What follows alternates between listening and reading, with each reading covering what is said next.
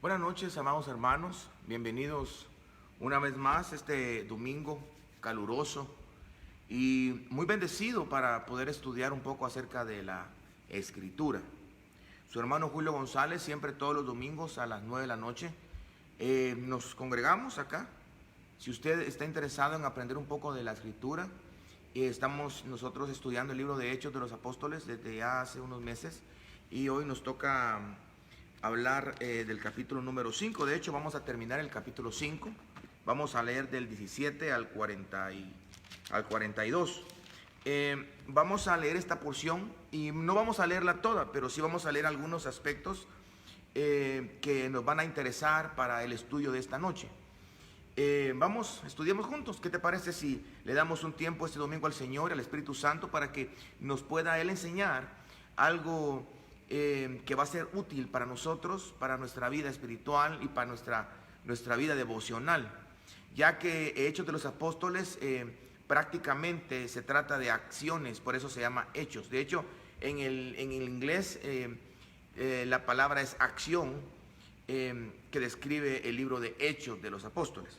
Vamos a leer algunos versículos y quiero que nos adentremos por entero al estudio de esta noche. Dice el verso número 17 del capítulo 5 del libro de Hechos. Dice, el título que tengo yo en mi Biblia Reina Valera es Pedro y Juan son perseguidos. Estamos por estudiar la segunda persecución de la iglesia. Usted ya sabe que la primera persecución de la iglesia en el libro de Hechos de los Apóstoles surgió a raíz de la sanidad del cojo de la Hermosa.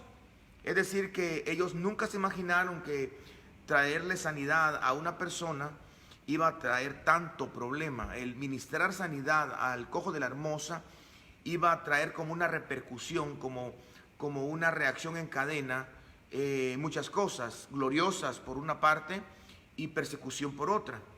Ellos ya habían tenido un tiempo en donde los líderes religiosos de ese tiempo los habían llevado y los habían amenazado diciendo que ya no hablaran o que no predicaran de la resurrección.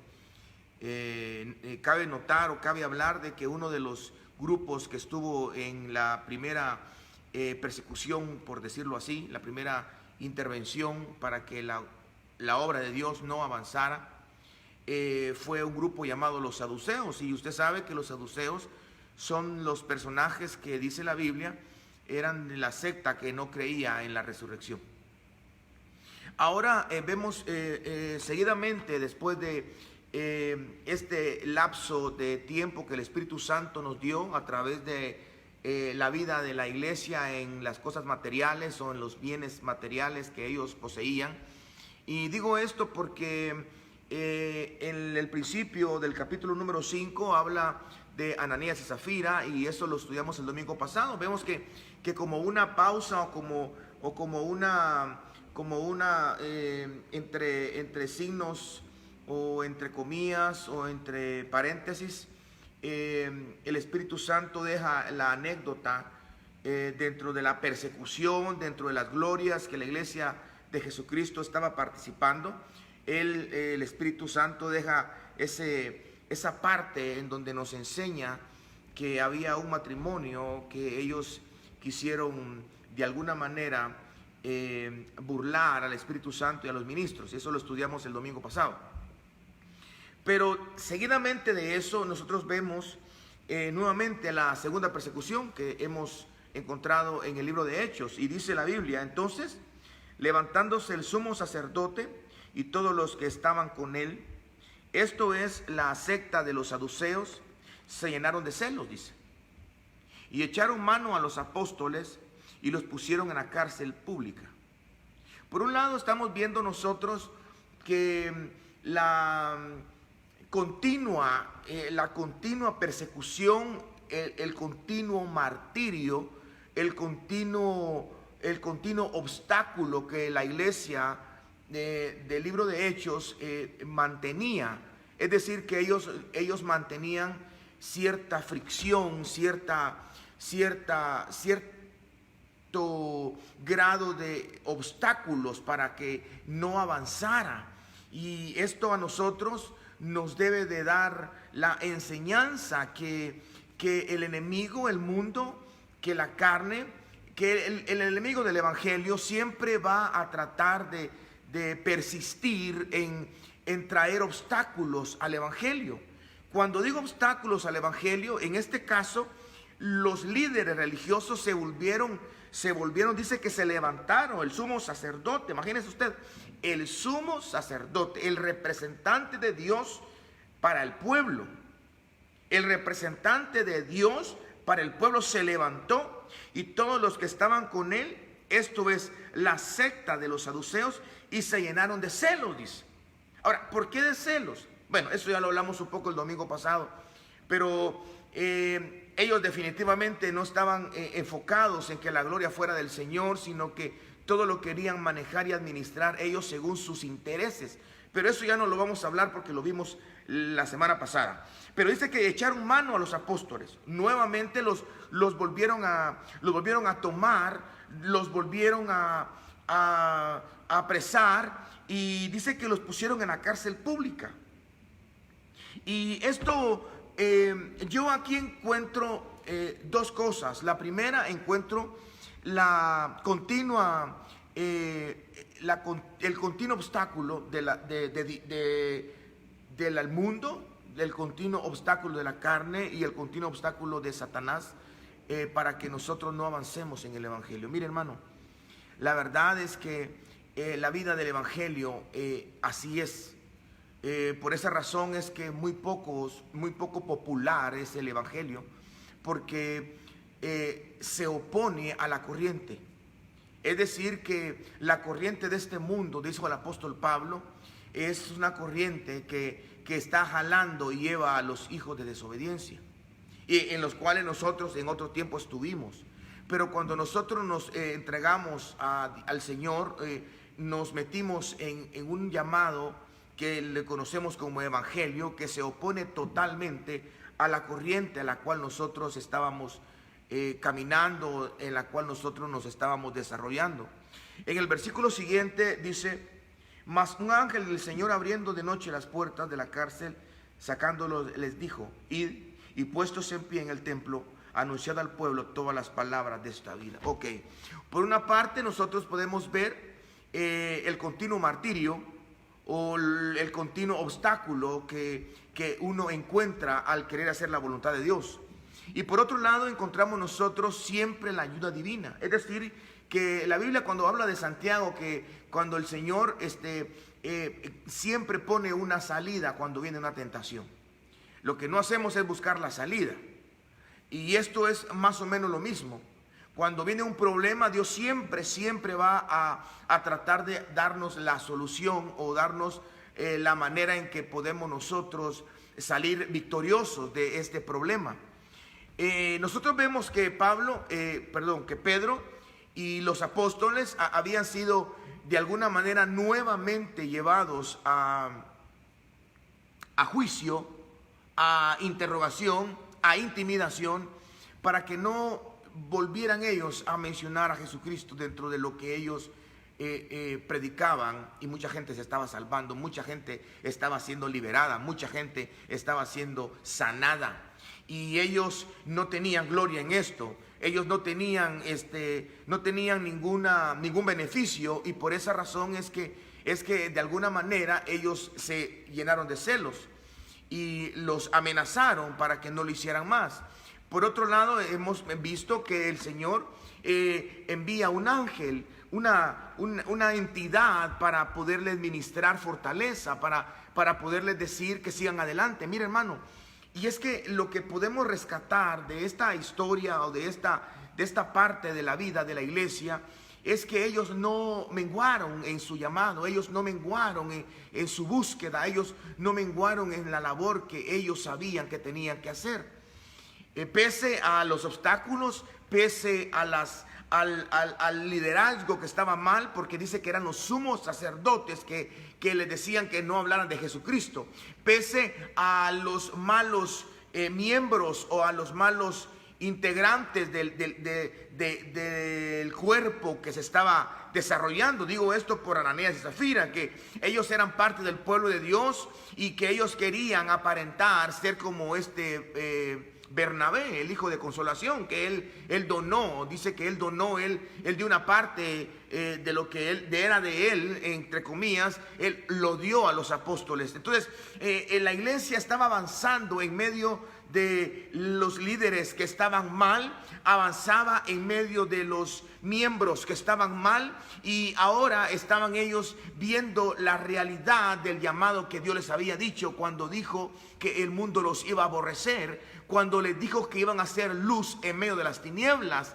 Es decir, que ellos estaban encontrándose en una puerta que nunca imaginaron cruzar, que era la puerta de lo imposible. Ahora, ¿por qué digo la puerta de lo imposible, hermano? Porque a veces nosotros tenemos un líder malo. Le digo esto, no estoy juzgando a nadie, simplemente estoy viendo el libro de Hechos de los Apóstoles. En el capítulo 17 dice que el sumo sacerdote se levantó y era uno de los que le decía a ellos que no hablaran del evangelio, que no hablaran de Jesucristo. Ellos lo apresaron. Es decir, que uno, cuando algo malo está pasando, siempre tiende a darle o a echarle la culpa al encargado o al líder del área o al anciano o al diácono, o si no hay nadie, al pastor. Esto está así por el pastor, esto es así por el anciano, y siempre tratamos de excusarnos y escudarnos con ese término de el problema son ellos, el liderazgo.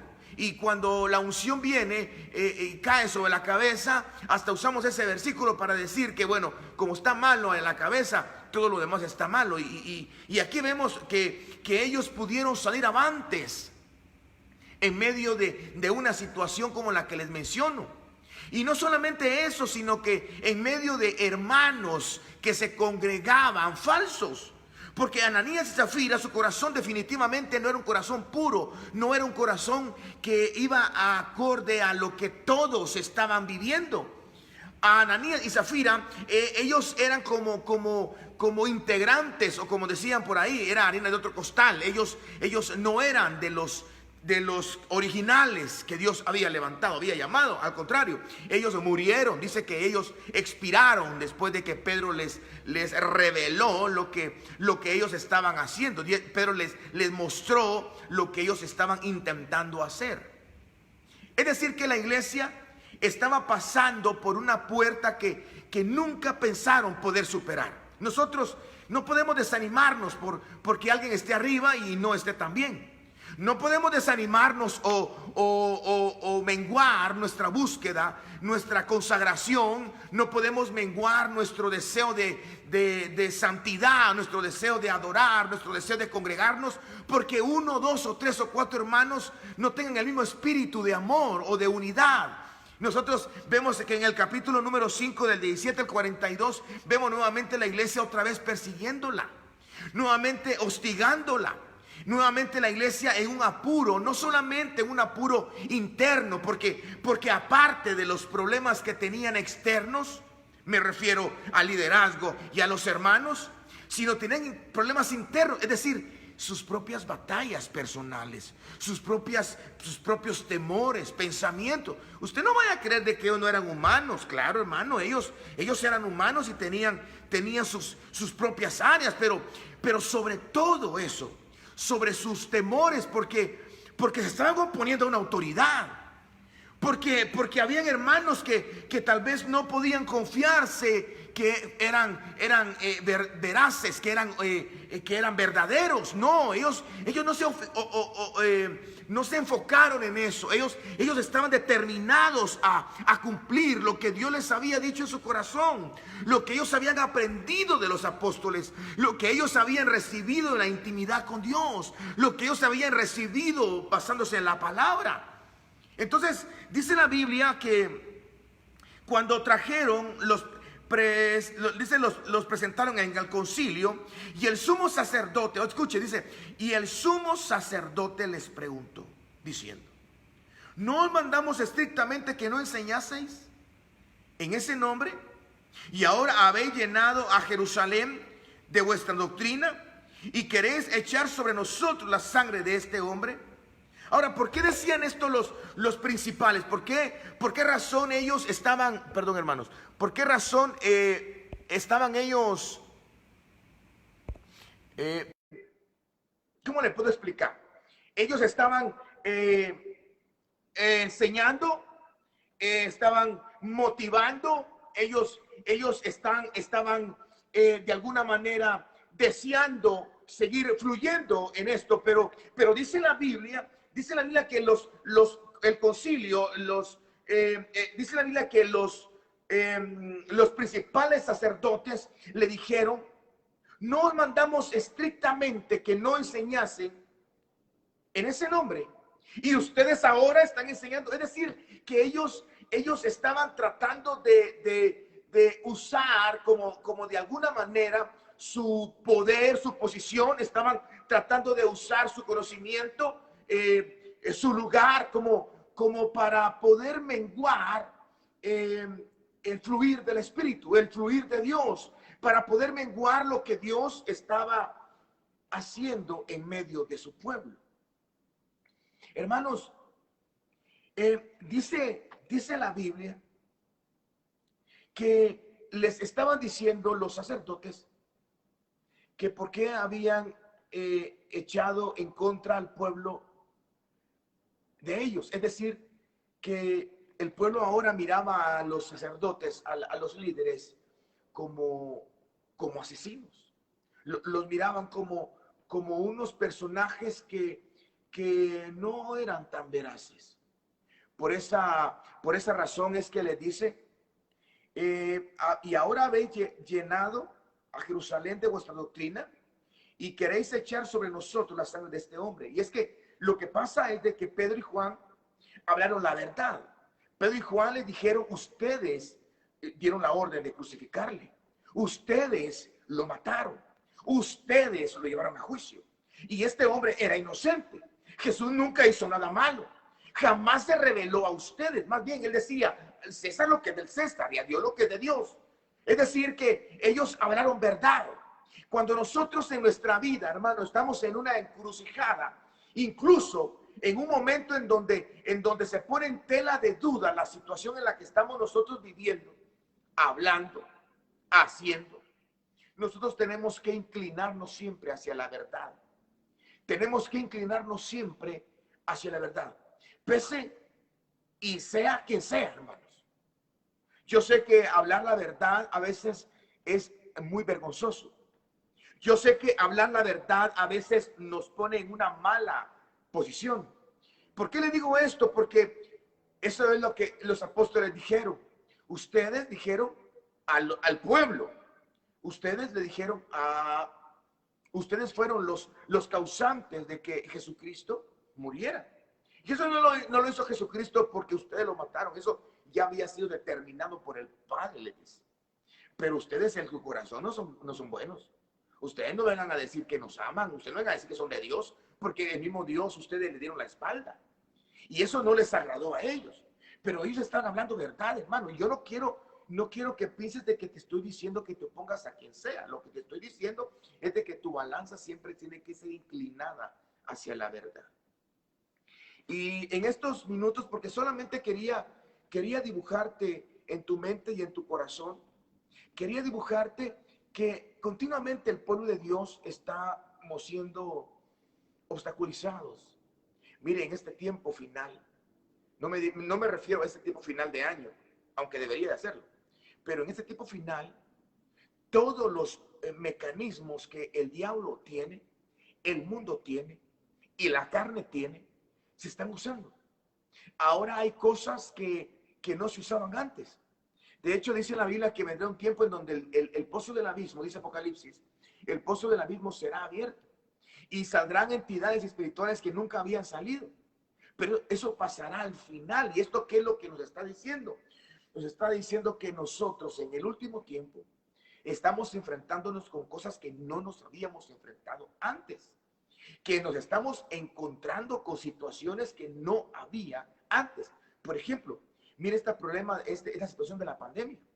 Jamás en la historia había sucedido algo de esta magnitud. Que, bueno, se cerraran países, claro que había pasado.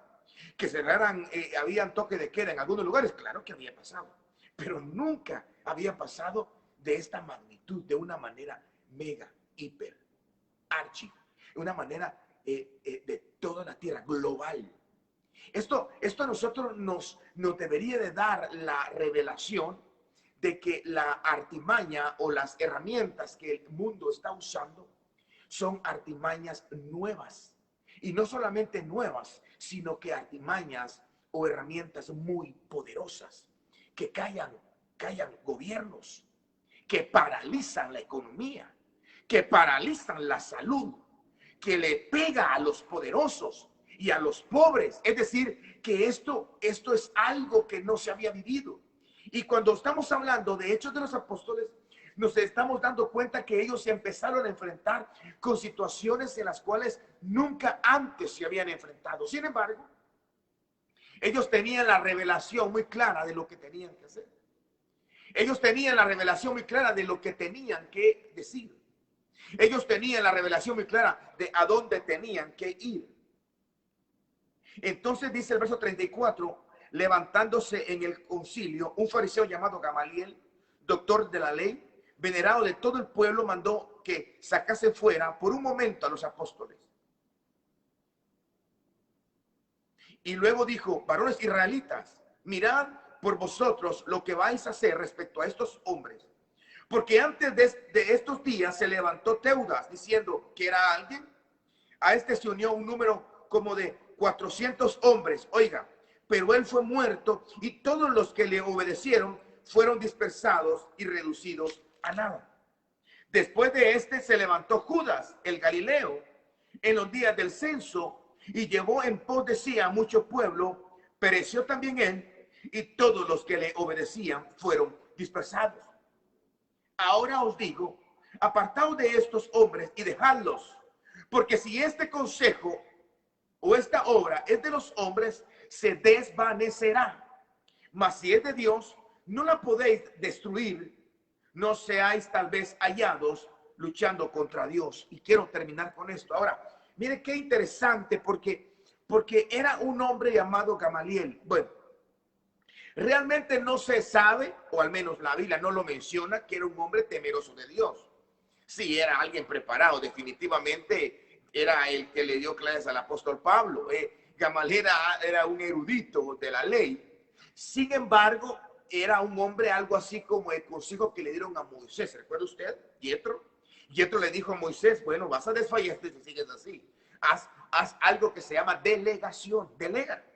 Dale autoridad a una persona por 10, a otro por 20, a otro por 50 y a otro por 100. Es decir, les estaba dando un consejo al siervo de Dios llamado Moisés, un hombre llamado Jetro.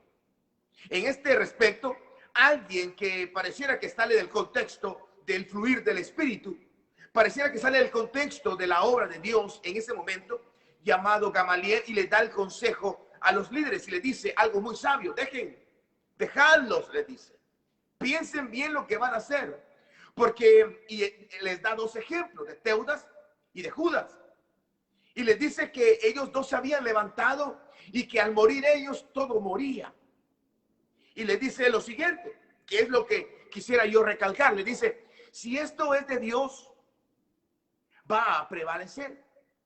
Pero si es de los hombres, se va a desvanecer. Entonces, termino cerrando la Biblia. Mire, el que sea de Dios, según Gamaliel, según el consejo, no era el número. Es decir, que él no les dijo, bueno, si esto es de Dios, va a crecer. No le dijo así. Si esto es de Dios, va a desarrollarse, se va a volver enorme el ministerio, la iglesia, se va a multiplicar el número. No, él no le dijo así. Él le dijo, si esto es de Dios, prevalecerá. Y si no es de Dios, se desvanecerá. Entonces, la evidencia de que algo es de Dios es que prevalezca. Es decir, que a pesar de las batallas que pueda tener, a pesar de las situaciones que pueda surgir, a pesar de los pecados que puedan hacer, digo esto no para hablar con un sentido oculto. No, miremos a David. David, a pesar de los pecados que tuvo, porque David pecó, hermano. y tuvo pecados garrafales. Pero no fue lo pecado lo que determinó su futuro, sino la actitud respecto al pecado. Porque también pecó Saúl, igual que David, en un sentido de pecado. Porque no fueron los pecados iguales, pero en un sentido fueron similares en cuanto a la rebeldía en cuanto a Dios. Pero la actitud que tuvo uno no la tuvo el otro. Entonces cuando Gamaliel le dice que si esto es de Dios, va a prevalecer, a pesar que ustedes los maten, a pesar que ustedes los crucifiquen, a pesar que ustedes los tiren en aceite, a pesar de que maten a Jesucristo, a pesar de que ustedes los persigan, los amenacen, los esclavicen, los lleven al pozo de los leones, a pesar que los metan en un horno de fuego, a pesar que lo trague un gran pez, a pesar que le pique la serpiente, a pesar que den latigazos, a pesar que los agarren a pedradas, a pesar que lo maten a pedradas, a pesar de todo va a prevalecer. Es decir, que cuando las cosas son de Dios, prevalecen. Tal vez no intactas, o tal vez sí, pero prevalecen. Se mantienen, como la palmera. Me gusta mucho la figura de la palmera, porque la palmera cuando hay tormentas se doblan y se doblan. Dicen que se doblan hasta tocar la tierra. Algunas tienen esa habilidad, por decirlo así. Se doblan. Pero al terminar la tormenta se vuelven a levantar. Y es que lo que hace que la palmera tenga esa elasticidad y esa única bendición es que la palmera pasa por experiencias en su vida. Cada año, cada ciclo, la palmera crece. Y la manifestación de su crecimiento es un anillo. Y vuelve a crecer. Y vuelve a ponerse otro anillo. Y vuelve a crecer. Y otro anillo. Y vuelve a crecer. Entonces, todas las experiencias, todas las batallas, todas las vivencias, las junta. Y esa unión de experiencias hace que la palmera sea flexible, pueda soportar el viento en contra. Si nosotros pudiéramos hacer lo que hizo la iglesia, que a pesar del viento en contra, a pesar de las experiencias que tenían con los líderes, que deberían de ayudarlos, los líderes deberían de haberlos cubierto, los líderes deberían de haberlos enviado. Los líderes deberían, los líderes de la iglesia del primer siglo, no me refiero a los apóstoles, sino me refiero a Caifás, me refiero a Anás, me refiero a los sacerdotes, a los sumos sacerdotes, me refiero a los fariseos que se llaman la ley, me refiero a los líderes de ese tiempo. Ellos deberían de haber apoyado ese movimiento del camino que eran los cristianos. Deberían de haber apoyado ese avivamiento que se estaba dando. Pero no lo pudieron hacer, pero a pesar de que ellos no los apoyaron, la iglesia se doblaba a veces. Cuando mataron a Esteban, la iglesia se dobló. Cuando uno de los suyos intentó mentir, Ananías y Zafira, intentó engañar al siervo, al apóstol, intentó darle la espalda a Dios. Ellos se doblaron. No crean que esto no lo sufrieron. Dice que había gran temor entre ellos, dice. Cada vez que pasamos una situación así, ellos se doblaban como iglesia. Pero Gamaliel les dijo, si estos de Dios van a volver a levantarse. Y puede ser que si ustedes están luchando en contra de ellos y ellos son de Dios, puede ser que ustedes estén luchando en contra de Dios. Hermano y hermana, quiero terminar con esto. La evidencia más clara de que tú o lo que tú anhelas es de Dios. La evidencia más clara es la persistencia, la permanencia, la continuidad de la misión, del llamado, del propósito que Dios te ha dicho. Cuando desaparece algo, Por eso la Biblia dice en el libro de Corintios capítulo 13, dice, el amor nunca deja de ser, permanece. Y dice que van a pasar las lenguas, los dones, va a pasar todo, pero lo que va a prevalecer, la fe, no. La esperanza, no. Lo que va a prevalecer es el amor. Entonces, cuando nosotros estamos hablando de prevalecer, podemos referirnos a Hechos capítulo 5, del capítulo 17 al versículo 17 al versículo 42, cuando la iglesia le tocó que vivir tantas cosas, tanto sufrimiento, tanto dolor, y no solamente un dolor externo, una batalla externa, sino batallas internas. Qué difícil, hermanos amados, es batallar, no solamente con tu jefe en el trabajo. Qué difícil es batallar no solamente con tu vecino en la cuadra. No solamente es difícil batallar con los ladrones que están allá a la puerta a la hora del día, sino es difícil que no solamente encuentres batallas afuera, sino encuentres batallas adentro de donde deberían de darte seguridad, en donde deberían de haber, debería de haber verdad, debería de haber provisión. Pero a pesar de esas dos cosas que tú puedas tener, tú debes de prevalecer. La enseñanza de esta noche es prevalecer. A pesar de las batallas que tengas afuera, de tu mente y corazón, y a pesar de las batallas que tengas adentro. Porque como humanos y como siervos, tenemos batallas afuera por un hijo, ¿sí? Por un hijo que toma, por, una, por un papá, por una esposa, por un esposo, por alguien. Tenemos batallas fuera de nosotros, pues de nuestro cuerpo. Y aparte son las batallas que tenemos con una enfermedad que nosotros tenemos en el cuerpo, con problemas mentales, emocionales, sentimentales.